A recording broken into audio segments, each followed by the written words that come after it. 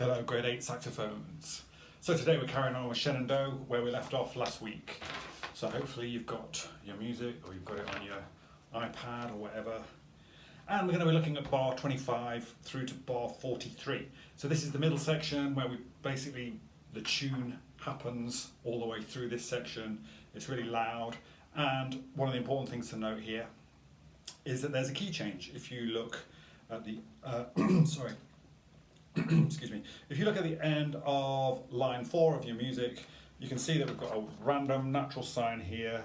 That's because up to that point we've had an F sharp in the key signature, and this is telling us that from now on this is cancelled out, and if you look at the key signature here, there is no F sharp anymore. So that means we've moved key. We were in the key of G and we are now in the key of C. And the key of C on the saxophone, alto saxophone, has no sharps or flats in it. Okay, so let's warm up with the C scale. So we are going to play, I think we will play from a low C all the way up to a high G, and then all the way back down again to a low C. So we're going to be playing these notes.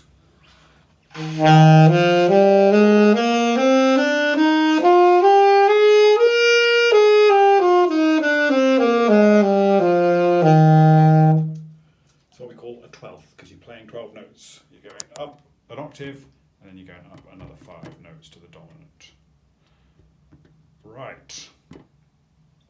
And we're going to do this with the metronome, and we're going to play one note per measure. So I'm just going to set my metronome to 95 beats per minute. So low C, that's 3 fingers at the top, 3 at the bottom, and this little pinky key at the bottom of the 2 keys here. Plenty of air for this low C. Here we go.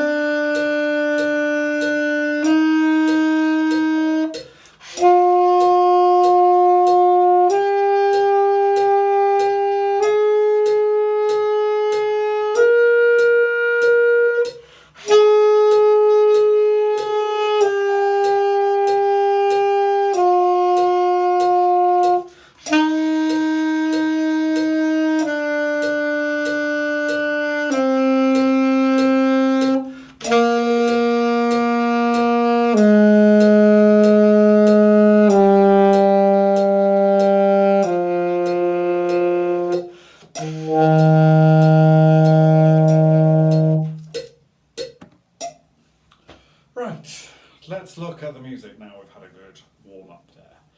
We're going to start on bar 24. So this is where we prepare the key change. So you can see we've got a run up here of a scale starting on the F. It's basically a C scale starting on an F going up to the F above. Actually, it goes right up to the G.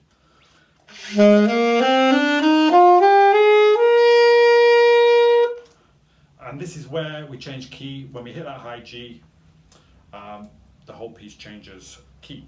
And the saxophone then goes on to like an accompanying roll. We have all these 8th notes here in a row that you can see. It's fairly easy for us because it's the same thing over and over. It's just going between an A and a G. We just need to make sure that we slur these notes in the correct place and that we play them the same lengths. Okay, so we're trying to go.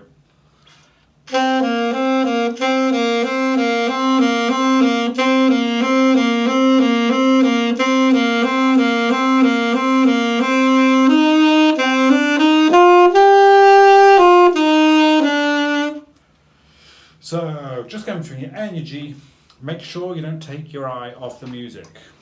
You know, this is all the same here. So, you know, if you think this is boring, you start looking around, look back at the music, you'll have no idea how many you've played or where you are. So make sure you keep your eye on the music. Think of it as a group of 4, and then a group of 8 slurred, group of 8 slurred, and a group of 8 slurred. All right. After that, we kind of move on to the tune. But this part is actually the same as the first clarinet part, I think. So we kind of move on to the tune here and follow the tune for a little bit, and then we drift off again into more of like an accompanying role in the arrangement. So It's a really well written arrangement, this, it's very nice. I am simply going to play now this with the backing track, and then I'm going to talk a little bit about a couple of little things, and then I'm going to play it once more, and that's going to be the end. So see if you can follow it through. If you're super confident, you can try and play it with me. I am starting the YouTube audio at about 1 minute 10. That's somewhere around bar 23, 22. It's quite hard to know exactly what the timing is on that scale going up because it changes tempo there, so it's kind of, there's a lot of stuff happening. But we can definitely hear where bar 25 kicks in.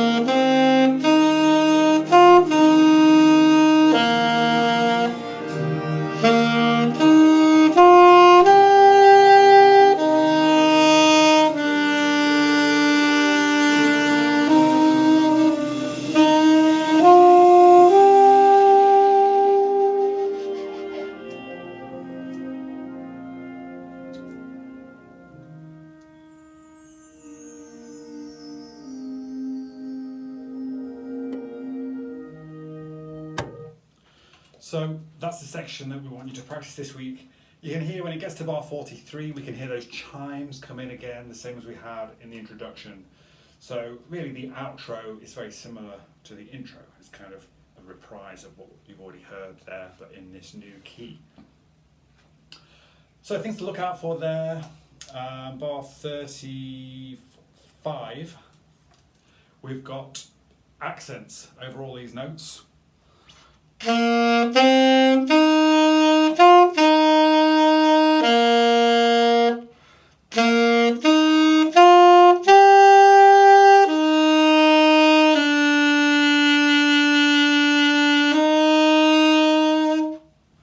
we've got a crescendo here. So this wants to be very strident. That means it wants to be played confidently, tongue these notes with a little bit of force, and then here we really want to be playing nice and loud. This is the high point before the volume drops right back down again for the outro. The other thing to look out for, once you've got the hang of playing the eighth notes here, is making sure that we're slurring the melody section here correctly. So we've got these dotted notes to look out for, and then just making sure we get the slurs in the right place. If I play that line, what bar is this? It's bar 29.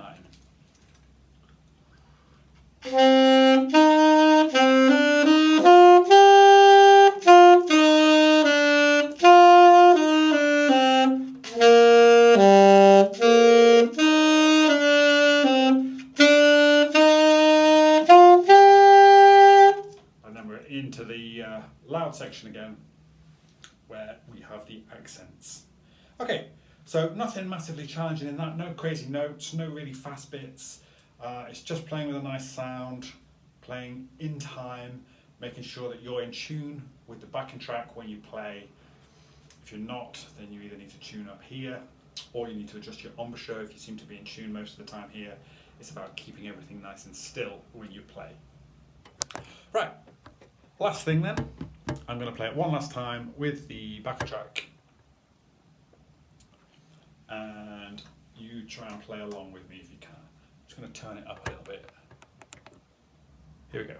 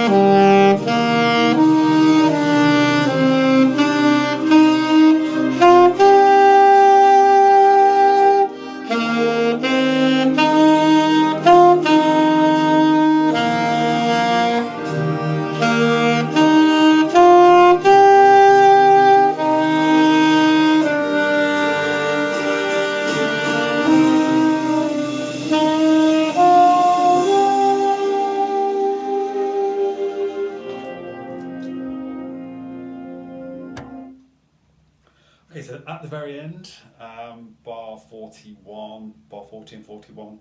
Molto ral, that means big ral or slowing down a lot. And we've got a diminuendo on that last note. So when we play that last E, this note right here, we want to make sure that we don't play this too loud and we fade it away very quickly over those 4 beats there. Okay, so nice bit of the tune, nice bit of the piece there to practice. We will see you next week. Good news is that we're going to be back in school. We found out yesterday we're going to be back in school after Easter holidays. So hopefully we will get to play this piece along with perhaps the others that we've been practicing in these online sessions. So I will see you then. Get practicing.